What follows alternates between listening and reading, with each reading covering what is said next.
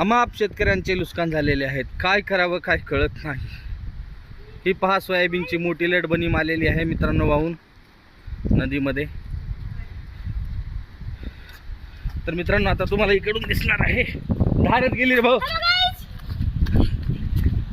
धारत गेली, धारत गेली का खालून. थोडं खाली सोडायला पाहिजे, त्याला गटली असती.